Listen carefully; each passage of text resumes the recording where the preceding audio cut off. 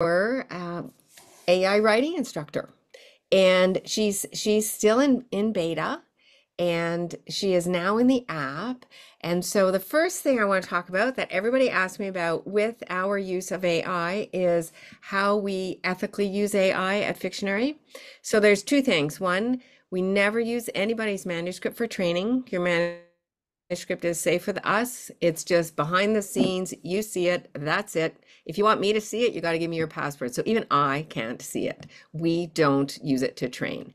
And the other thing is we've designed our AI that we're not changing text in your manuscript. So when you use Fictionary, it's not writing your novel using AI where you might have a copyright issue. It's using, because we're not touching your text, you're the author, you own it, you created it, nothing to do with Fictionary. Well, I turned up my volume, so hopefully that helps. And is anyone else experiencing a volume problem? Nope. Okay, good. So Jessica says, so it's a coach only. Yes, it's meant there to help you work on your book and make it better. And how we've designed it, it's not just generic AI. It's based on the Write Novels That Sell books. And so it's looking at our Fictionary advice for its feedback, not just the generic out there. If you put something in Gemini or ChatGPT and you just get a very generic answer. And as we move forward, we're going to be making it more and more specific. So let me share my screen. I'm going to go to the app. And while Linda and I were working on Secrets to Writing a Romance, both she and I were writing a romance in the process. So this is my super draft. I'm just going to put it out there for everybody to see. Linda is much farther along in her book than I am on mine, but that's okay. We're not competing. So what we have in the app now is we have Help Me Edwina button. So this is in Storyteller Premium and Story Coach software. And you just click this now, and it will go over and open Edwina. And here, this is Fictionary AI Writing Instructor. So your scene is already here now. So whatever scene you've clicked on, it's going to show you your advice that it's giving you. So I clicked, oh, except I forgot to click on it. That's good. So now I'm echoing at myself. Is anyone else hearing an echo? Nope, shaking heads. Okay, I will ignore my echo.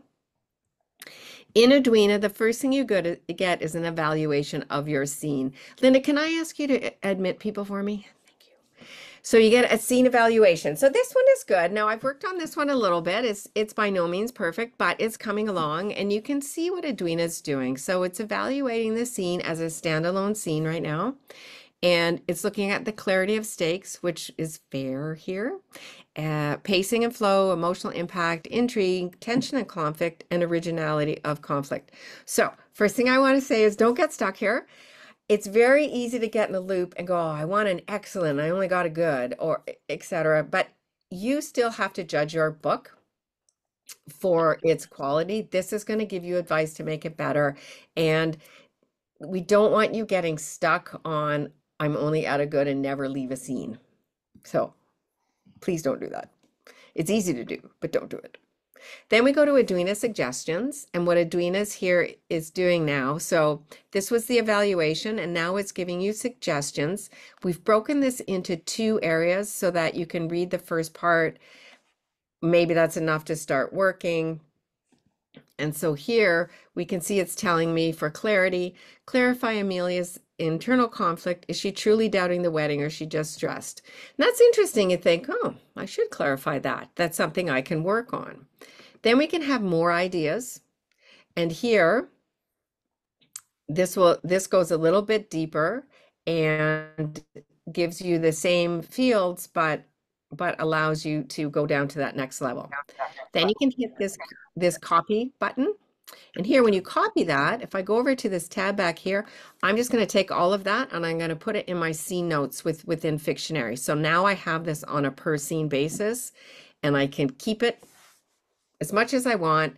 and how I use it. So if I fix something, so let's just pretend I revised this scene and I made this better. I just do a strike through using this little strike through button. So I know I've done that and I stop reading it. You can also delete it, but I like to keep my own, I like to keep what I've done and not done so I can remember what I'm doing in my book. So the other thing with Edwina, we're not going to chat with her yet. We're going to look at the deeper analysis. And here, what you get is a scene summary. And so this tells you what the scene is about. And if this scene summary is not what you think it's about, it's a good thing to do is go back and reread the scene and see why this is coming out stronger than what you thought was coming out in the scene. You'll learn about reader engagement, about your scene purpose and pacing, scene structure. And we've split this out a little bit from what's in Just Ask Fictionary in the app. And so we've got the point of view goal over here. So we have our entry hook dog park. In the dog park, she's avoiding meeting her future mother-in-law. And then the point of view goal is to not meet her. The scene middle, the stranger arrives. The scene climax, he fades. And then he disappears. And this is a bit of a fantasy romance, so he actually disappears. It's not like he just walked away. He literally disappears. And that's the exit hook. We know where this is taking place, dog park near town, daytime, 3 weeks before the wedding. So this is interesting because there's now a time cutoff for this story. She got 3 weeks to figure out if she's going to marry the guy she's engaged to or not. And spoiler alert, she's not, because he's the wrong guy. He's not the guy in the park, which, you know, you figure out pretty quickly when you read the meet cute. So any questions on that before oh, I know, sorry, I forgot to do chat before we go there. So in the chat with Edwina, my husband Matthew likes to say it's like talking with me. So, you know, if I'm ignoring him, he can go in here and have a conversation and be totally happy. He'll only get responses about editing, but you know, that's all good. So for example, this is actually the meet cute in my story. So it's the inciting incident. So I can tell Edwina here, I can ask her the question. And this question says, this scene is the inciting incident. Can you reevaluate it? And so she's going to go away and she's going to reevaluate it based on the context of an inciting incident. And so here, thanks for clarifying. She's very polite. Considering that, let's reevaluate, blah, blah, blah. So currently this scene disrupts Amelia's life by introducing a mysterious stranger and stirring up unexpected feelings, but the clarity of stakes is somewhat vague. The function more effectively as the more effectively as the inciting incident, the story goal needs to be more explicit. What decision or quest is Amelia now facing because of the disruption? Is it to explore these new feelings, save her current relationship, or something else entirely? So that's very interesting. Now I'm going to ask you a question at the end of this, but what we're looking at doing is we are looking at putting in the scene before and the scene after to put context. So you can, if you want to, go to the scene before, copy that text. You just, you know, do a select all here, copy it, and then you can paste it here. Say this is the scene before, paste it, and then reevaluate, or this is the scene after. And so you can put some context in there. So for now, you're doing that manually. Now, I just wanted to check if there's any questions before I go on to a bad scene. And by bad scene, I don't mean bad. I mean, you know, it needs a little, I've lost my Zoom. Linda, is there anything in the chat? Do you mind looking? It looks like, let's see, Wilder wanted to know about how basically connecting parts, and I think that's what you were just talking about, is that you can add those previous and post scenes. I do it all the time. Hey, you said this about my scene. What if I put this one before it? What kind of context does that give you now? You know, so it's really great about doing that. I think the other question here is from Alan, and it says, if you have changed the text since the manuscript has been imported, does Edwina pick up additional characters that may have been added? Yes. So if you're talking about right here, Alan, characters, it's going to look at the very latest version of your scene. So whatever is here at the time that you hit the Edwina button, that's what it's going to look at and evaluate on that scene. So it's very nice of it to do that. Okay, I'm going to pick let's pick this scene. So this scene is very light. I've drafted it, but that's it. But now I want Edwina to help me. And with that, so this is a first person scene. I forgot to click that last time. So Helmi Edwina is going to have a look at this, and she's going to show me some very interesting things about this. So this scene is fair. And that's very fair. It's fair. It has structure. There's a scene there, but I haven't really written it. Now I'm looking for help from like, okay, how am I going to do this scene? So I'm going to look at my Edwina suggestions, and she's going to come back and tell me, show, don't tell, let Amelia do something, because she's not doing anything in this scene. She's going to give a bunch of advice to show how to improve this. We have the more ideas. We also have deep analysis. And if we look at this here, setting, so we all know if you're part of Fictionary, you need to anchor your scene and point of view and location and time. And so here there's no place and there's no time. So we don't know when the scene is happening and we don't know where it's happening. So I'm going to go away and I'm going to actually add that into the scene. And then when we look at the scene structure, we've got our entry hook. Protagonist declares Dream Man is real, piquing reader interest. So she believes this man is real. Nobody else does. It's her and her friend Ellie in the scene. Her goal is to convince Ellie that he's real and to help her find him. But of course, you know, Ellie's not quite believing this. So Ellie challenges Amelia to prove Dream Man's existence by bringing him to meet her. So in the middle of the scene, Ellie just gets fed up and like, great, so prove it. And of course she can't. So the climax is she resolves to find Dream Man despite Ellie's disbelief. And then that's the exit hook. Will she find him is basically the exit hook. And so when we're looking at this here, I feel fairly confident, even though stakes are clear, but the pacing is uneven. And this is because it's a dialogue heavy scene. I haven't added in any description or movement or anything around there. Emotional impact is fair. And again, you'll see, I'll show you the suggestions. Intrigue, good. Tension, medium. Originally have contact, fair. And so the scene needs a lot of work. And so I will take this. You can copy just the initial suggestions, or you can copy them all. And so if we look at the emotional impact here, which is fair, consider adding sensory details related to Amelia's lingering memories of Dream Man, scent and touch, to heighten the emotional impact and contrast Ellie's skepticism. So this is telling me what to do, or suggesting. You can always do whatever you want as the writer. And then to go deeper, show Amelia's vulnerability by having her react physically to Ellie's disbelief. Does she cry, tremble, retreat?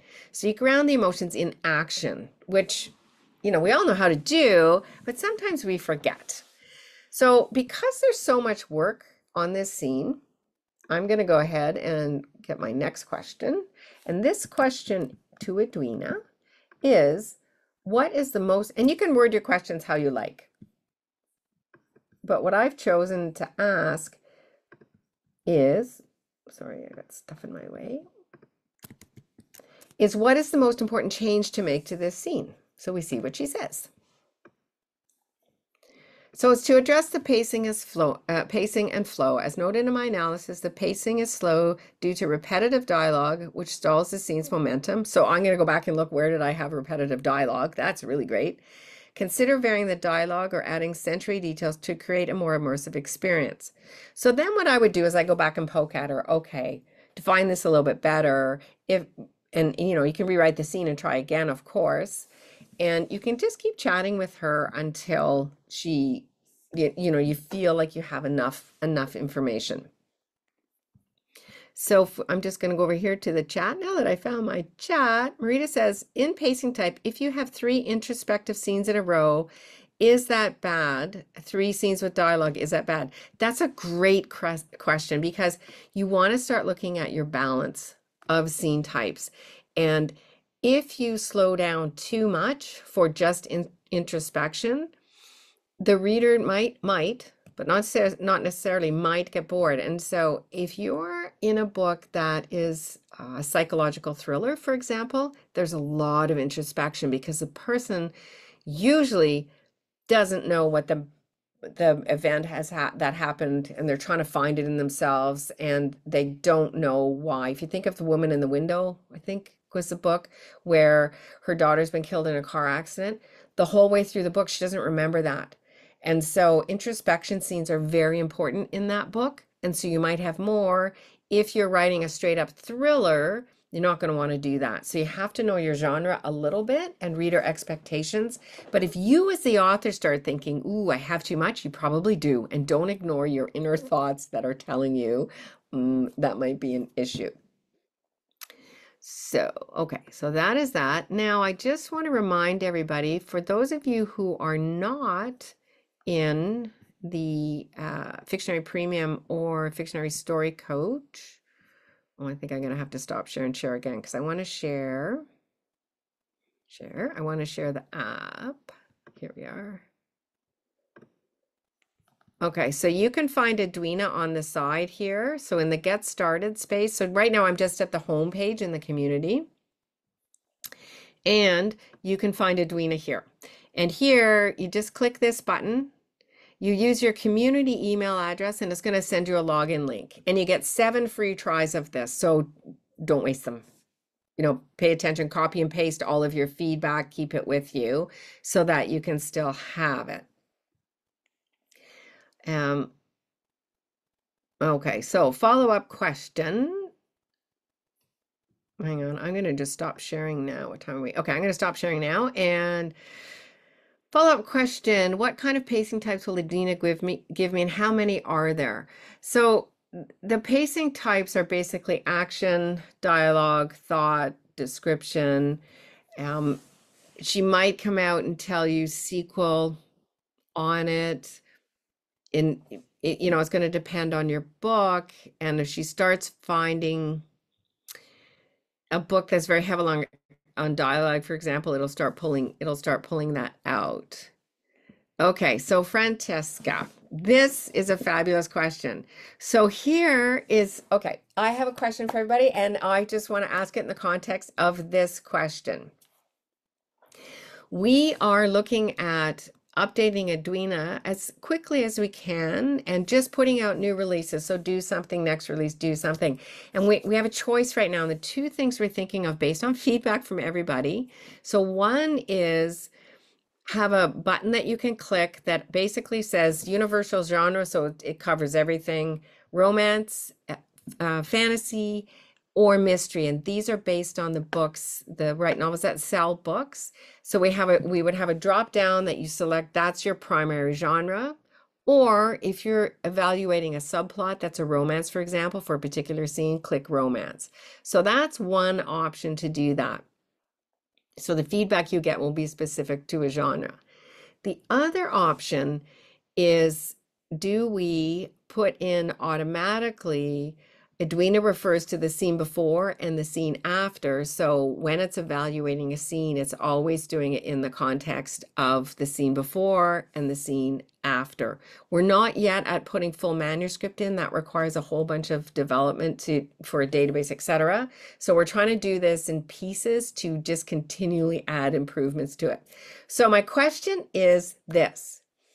If you would like the genre update first, type a 1 in the chat. And if you would like the scene context improvement done first, type a 2 in the chat. So 1 for genre, 2 for scene context.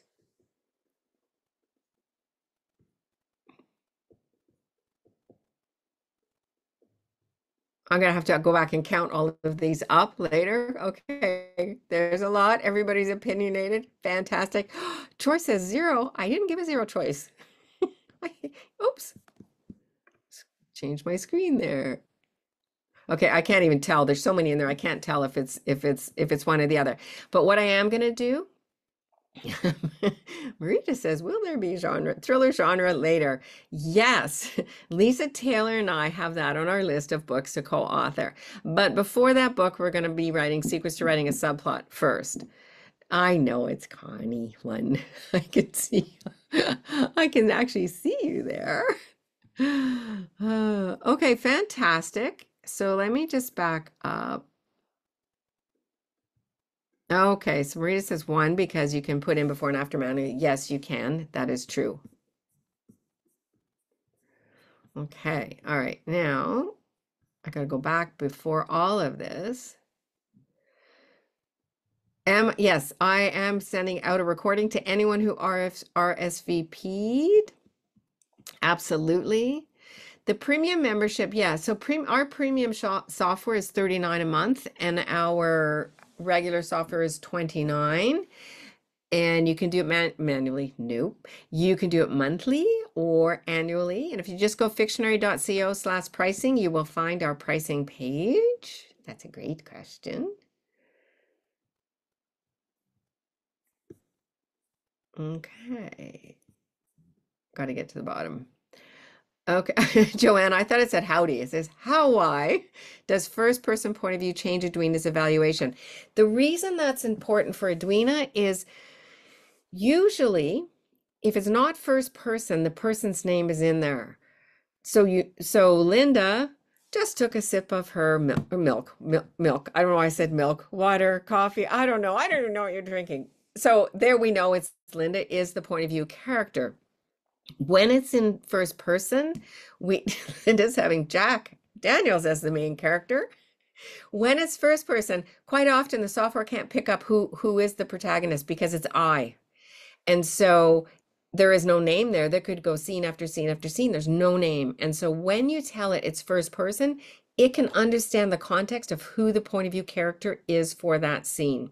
Without it, it gets very confused. And so it's just a way for if there is if it's third person where you know the person's name, great. If it's first, don't. We're just telling the software, and it makes the software just work better because it knows absolutely what's going on there.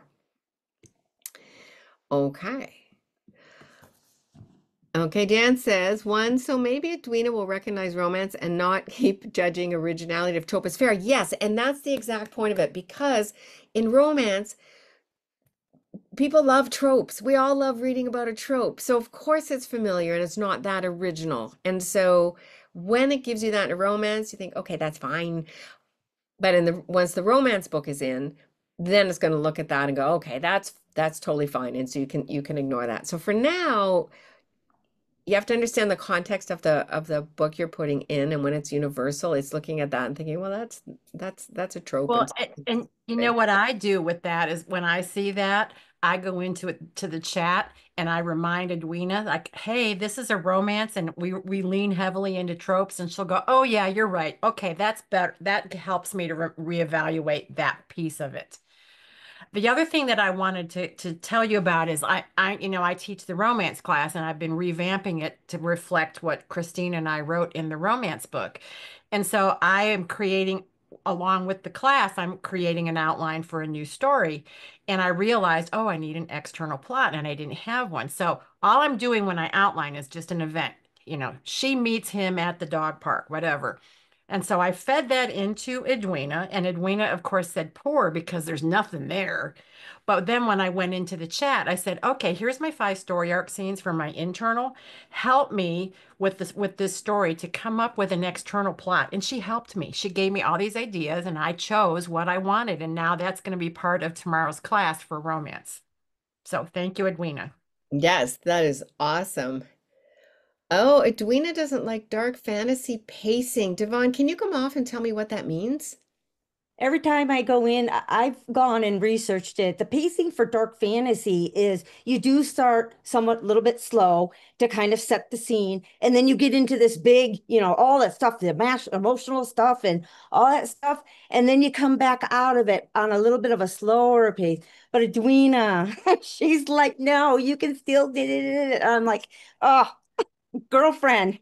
So I just work with my George. I have a dark fantasy analyst with the Magi, and then I use Edwina. I'm getting there. Interesting. Yeah. And so there, the scene context might help with that. And then next down the line, we start looking at this is an opening image, this is a closing image. And so And so you can manually put that in, and closing image is an interesting one because it will always tell you your exit hook is terrible. There's no exit hook here. And you think, yes, because it's the last scene of my book. It's over, right?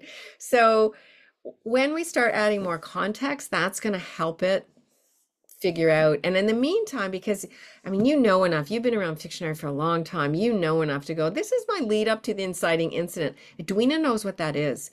And you can tell it, reevaluate. This is the lead up. And they'll go, oh, okay. So, or this is a subplot. So it doesn't necessarily have to have everything that the main plot does. And so just use the chat for that and be inventive. But that's really great feedback. Okay, so Deb says, new to Fictionary, well, welcome. And the software looks like Edwina does a great job with scenes. Can it be used for plotting as well? So you can see what Linda O'Donnell was just saying is she's putting in the context and testing it out. And so our goal, of course, is to move Edwina to outlining, right? So that you can start with the beginning and use it that way. Willie, where would women's fiction sit? So it is in universal fiction for now. And you just use it as it is. If there's genre specific stuff that you know about women's fiction, then you just type it in the chat. Hey, Edwina, did you know this? And then she will reevaluate the scene based on that, whatever information you give her. All righty. Any other questions? I just want to say that I think it's really awesome that I have this safe place that I can share my work, that I know it's not going to be out there in the stratosphere, the whatever, the ecosphere. And also the fact that I know it's customized for Fictionary, which is really important to me as I go through my scenes. And so we've got this really awesome customized tool that is safe to use. I just think it's an incredible addition to an already fantastic product. Thank you, Linda. Not biased at all, of course. No, you're not biased at all. Linda's been around for a few years now. Not biased at all. Can Edwina help with world building? So yes, in the context, Sandra, if you put in a scene, you can ask it, where is the world building week? Or you can put in my previous scene, this has world building. What should I add? Or does it make sense? Or here's the previous scene, here's this scene. Is it consistent? Also very important to ask, right? And AI is great with consistency, that you can ask it, okay, here's the scene before or two scenes before or whatever, and go, am I being consistent with my world building? And it will come back and answer your world building questions for you. So do it that way. The other thing I wanted to mention, anyone who's thinking of taking the Fictionary Certified Story Coach program in September, or if there's anyone here who's already signed up, we are adding a new section in there on how to use Edwina as an editor in an ethical way, where you're now responsible for editing somebody else's manuscript, but using AI to do it. And so we're going to update that course with a section on that to help people who are working on other people's stuff and want to use Edwina. Edwina's not, Ellen, really designed for sentence or paragraph level or punctuation. We've stayed away from that completely. There's so many programs out there that do that for you, that we're really focusing her on structure of the scenes first, and then we'll move her into structure of the novel. You know, I mean, structure's our thing at Fictionary, right? That's what we do. That's our strength. And there's lots of great programs out there to help with all of the other prose level things. All righty. I think that's good. Oh, I Jen. have a question. I I have ahead. a question. Yeah, it's easier to talk than write for me. We had a limit of 5,000 words to put in Edwina. Is that still our limit? Like if I'm going to put all these different scenes in there with it, I can't go over 5,000, correct? So that, like if I want to put the yes. past scene in, yeah. So the limit, so you don't want to put the scene in, I'm going to bring it up so I can describe this properly. Okay. That will make it much easier for me. Where is, of course, now I've lost my screen that I want to share. Hang on one second. I'm going to pull that up. There. There's Fictionary. Okay.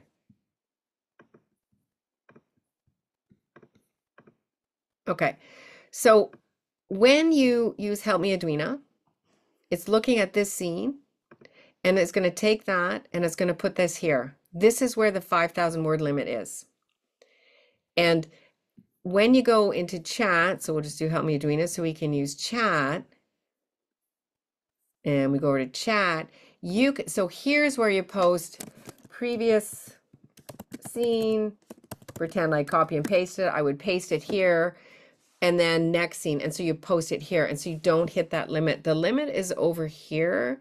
And right now with AI, when the scene gets too big, it has trouble with it and starts giving wonky advice. And we thought, I'd rather limit it. And typically in commercial fiction, like 5,000 words for one scene that's pretty big. That if you have a scene more than that, you should start thinking about it. I mean, Hunger Games is written that way. Fourth Wing is written that way. So some of the fantasy novels have very long scenes. Outside of the fantasy genre, it's a long scene. So, we felt comfortable with the 5,000 words to, give good feedback and enough of a word count that it's helping the writer. And thank you, Joel. Very compelling addition to Fictionary. Yeah, doing this, my new best friend. We all like imaginary friends, and I have one. All righty. I will stop share again. Great. Well, thank you everybody for coming. As always in the community, Ask an Editor. Feel free to post your chats there in Edwina, etc. It's lovely to see everyone and have a great day.